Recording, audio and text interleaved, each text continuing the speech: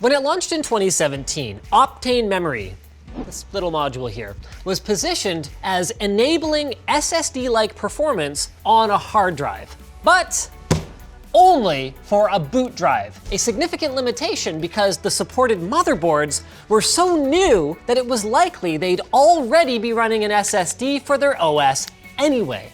So the technology worked well, but the value proposition for enthusiasts like me in particular was a little tough to find. Which is why when Intel reached out about doing a sponsored video on Optane, we said, sorry, we're legitimately hashtag out of ideas. Unless you guys could add support for accelerating like a secondary game drive or something. Well, funny story, they did it. So we made a lightning fast 12 terabyte Steam drive on the cheap.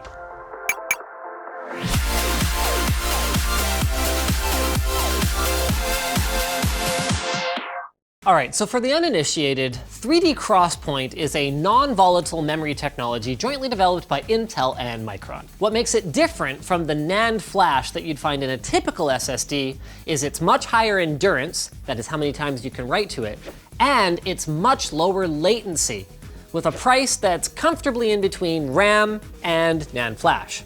So the idea here is that even though our 32 gigabyte module is only 0.2% of the capacity of our 12 terabyte drive here, its read speeds, and in particular its access latency, should give even a really large storage drive like this SSD-like performance, because the files that need to get accessed all the time aren't actually that big. So as a baseline then, we're gonna start by testing game loading times off of two standalone drives, a hard drive and a high capacity SSD.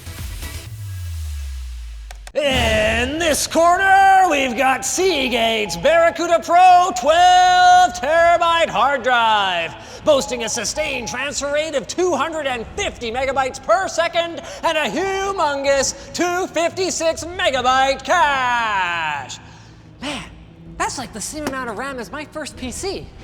And in the opposite corner, we've got the 3.84 terabyte PM863A SSD, coming straight out of Samsung with VNAND flash, up to 520 megabytes per second sequential reads, and 4 gigabytes of cache.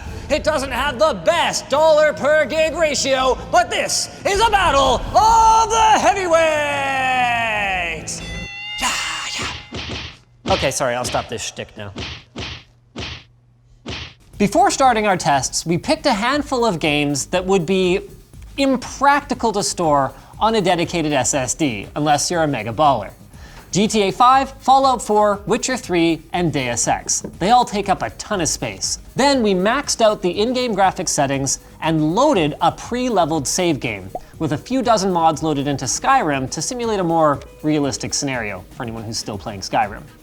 We used Assassin's Creed Origins Discovery Mode load times and the first level of the campaign in For Honor. Each set was run 3 times with reboots in between. We also did 3 back-to-back sets with the hard drive without rebooting to see what effect its huge cache would have.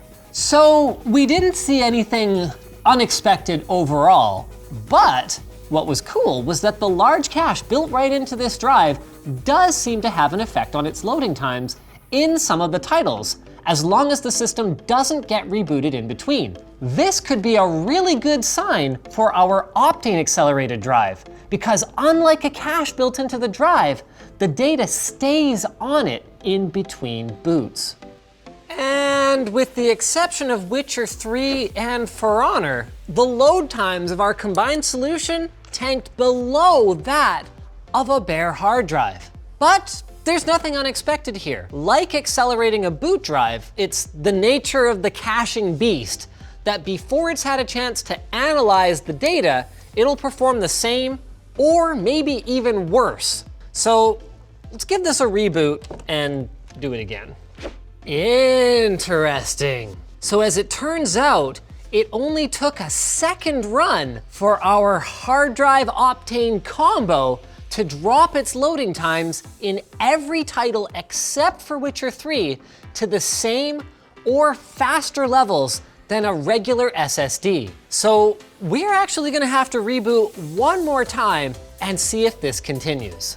During our third run, the already impressive results stayed about the same, with Assassin's Creed dropping below SSD level load times, and then even GTA 5 showing a slight improvement. So this is really cool. We can see a couple of things at play here. So first of all, the cache is working. Second, it does work across reboots. And third, there is a big advantage to running it like this over even just having a bigger DRAM cache on your hard drive. Because it's so big, it can hold enough data to cache multiple modern titles. So even if you're not the kind of person who just plays the same couple of games over and over, you can still benefit from it. But will every gamer benefit?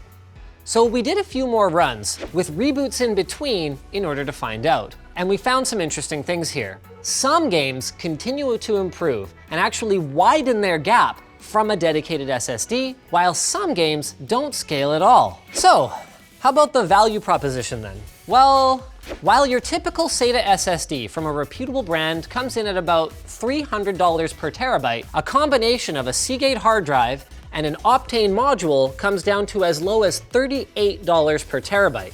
For legit SSD grade performance, at least in all of the tests that we ran. This is somewhat offset by the fact that accelerating a second drive requires an 8th gen Intel Core processor and 300 series chipset, as opposed to 7th gen and 200 series for primary drive acceleration, but it is something for anyone who is running that platform to keep in mind. So thanks Intel for allowing data drive caching.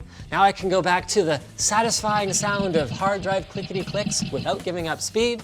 This is something that I have been asking for since Optane launched. I even asked about it when I attended the pre-launch briefing because it makes so much more sense for enthusiasts. Because for your OS, you can buy a full-blown SSD, or if you're that hardcore, an Optane 900p and run the whole thing in Optane rather than using caching. But it's just not cost-effective for a game drive, where you can easily have multiple terabytes of files that you only access once in a while, or in some cases, never. Humble bundle. Sorry, excuse me. It's also worth noting that aside from games, file search times improved. Though with that said, I'm not sure if I would get one of our writers to use my photo library as a test case for this next time around. So thanks for watching, guys. If you disliked this video, you know what to do. But if it was awesome, get subscribed, hit that like button, or check out the link to where to buy the stuff we featured in the video description. Also down there is our merch store, which has cool shirts like this one. Ooh, I'm not sure if this one will still be there. It's limited edition, but also linked in the video description is our community forum, which you should totally join.